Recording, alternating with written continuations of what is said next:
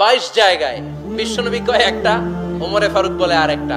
আল্লাহ বলে বিশ্বনবী আপনার পক্ষে আমি আয়াত নাজিল করতে পারলাম না, আমি ওমরের পক্ষে নাজিল করে দিলাম। এক বাবা এসে বললেন, ওমরে ফারুক আমার ছেলে কথা শোনে বেয়াদব।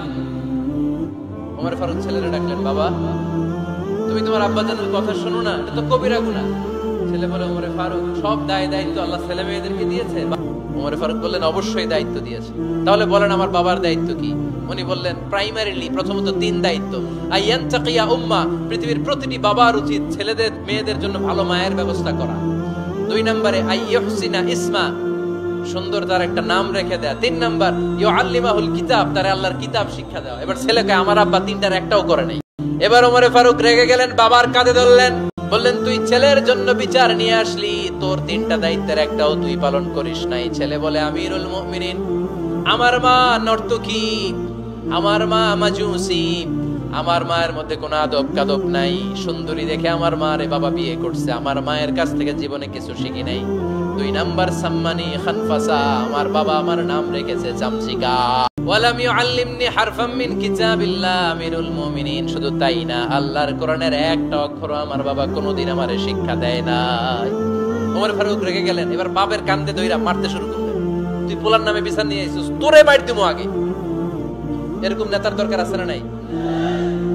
মদিনায় এক লোক তার বউরে রাগের চোটে 100 তালাক দিয়ে ফেলছে। কয় তালাক দেয়ার নিয়ম কয়টা? দিছে কয়টা?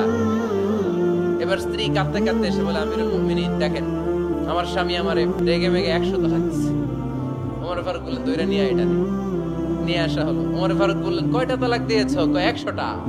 কেন দিছো? কয় মাথা গরম আছিল। এরকম আছে না? তালাক দেওয়ার সময় সব তালাক, তুই তালাক, তোর মা তালাক, তোর বোন তালাক, সব তালাক। তালাক দিবে ওয়াইফ রে, দিতেছে সবাই রে। তো ওমর ফারুক বললেন, দিবে 3টা, 100টা দিলা কেন? কয় মেজাজ গরম ছিল। কয় দাঁড়া, আত-তালাকু মিন শাআইরিল্লাহ, তালাক হচ্ছে আল্লাহর দেয়া বিধানের একটা নিদর্শন, এটা নিয়ে তুই খামখেয়ালি করলি। আমার রায় শোন, আমার রায় হচ্ছে 3 তালাকে তোর বউ তালাক, বাকি 97 তালাক তোর পিঠের উপরে পড়বে। তিনি গভর্নর সিস্টেম চালু করেছিলেন, governorate system, Islamic state. Bahrain, Yemen, মিসর, কুফা, বসরা, মক্কা, মদিনা, এই 7 জায়গায় 7 জন গভর্নর পাঠিয়েছেন। তাদের থেকে তথ্য নিতেন। এই গভর্নর সিস্টেম উনি বানিয়েছেন। সাইয়েদনা আমর ইবনে আল-আস রাদিয়াল্লাহু তাআলা আনহুকে পাঠিয়েছেন মিশরে। মিশরে একটা দৌড় প্রতিযোগিতা হতো। ওই দৌড় প্রতিযোগিতায় আমর ইবনে আল-আস রাদিয়াল্লাহু তাআলা আনহুর ছেলে অংশগ্রহণ করেছে, কিন্তু এক মিশরি ওই দৌড় প্রতিযোগিতায় চ্যাম্পিয়ন হয়ে গেছে। রানার্স আপ হয়েছে আমর ইবনে আল-আসের ছেলে। এবার মিশরি ফার্স্ট আর গভর্নরের ছেলে সেকেন্ড। রাগের চোটে আমর ইবনে আল-আসের ছেলে ওই মিশরির মাথার মধ্যে কয়েকটা বাড়ি মেরেছে। মিশরি বলে, আমার মাল্লা কেন? তুমি খেলাই পারো না, আমারে মাল্লা কেন?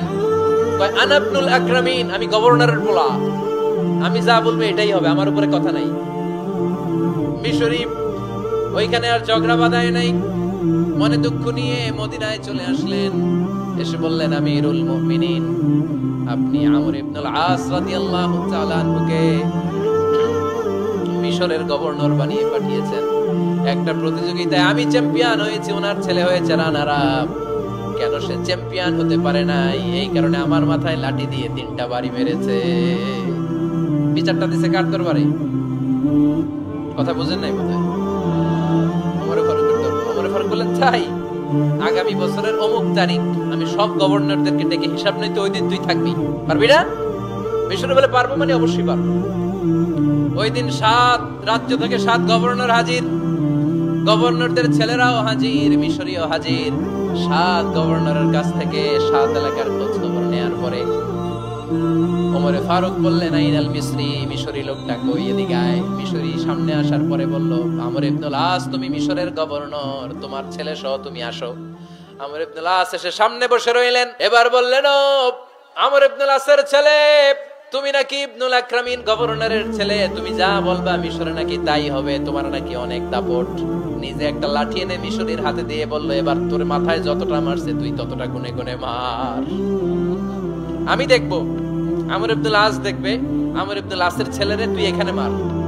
সে বলতেছে, থাক আপনি বলছেন এতেই যথেষ্ট, মারা লাগবে না, আমি মাফ করে দিলাম। ওমরে ফারুক বলল, খবরদার, মার মার ওর মাথার মধ্যে।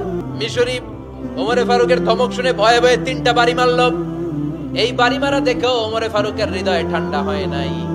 লজ্জায় আমর ইবনে আস, বয়স হয়ে গিয়েছে সাহাবা, মাথা তখন টাক, মাথায় চুল নাই, লজ্জায় মাথাটা হেট হয়ে মাথাটা নিচু করে রেখেছে। এবার রাগের চোটে ওমরে ফারুক বললেন, এবার আমর ইবনে আসের টাক মাথার মধ্যে একটা মার। কেন ছেলেকে শিক্ষা দিতে পারে নাই? ইয়া আমর ইবনে আস, মাতা জাআলতুমুন নাস আবিদা, তোমরা কখন মিশরীদেরকে নিজেদের দাস বানায় নিলা? ওয়াকাদ ওয়ালাদাতুম উম্মুহুম আহরারা, আর ওদের মায়েরা তো ওদেরকে স্বাধীন সন্তান হিসেবে প্রসব করেছে। মানুষদের উপর ক্ষমতাগিরি করার জন্য গভর্নর পাঠাই নাই, খবরদার, তাদেরকে দেখভাল করার জন্য তোমাদেরকে পাঠানো হয়েছে, তাদের উপর কোনো অত্যাচার করার জন্য নয়। চিল্লায় বলেন ঠিক কি না? এরকম নেতা কয়টা লাগবে? কয়টা? ওই নেতার নাম কি?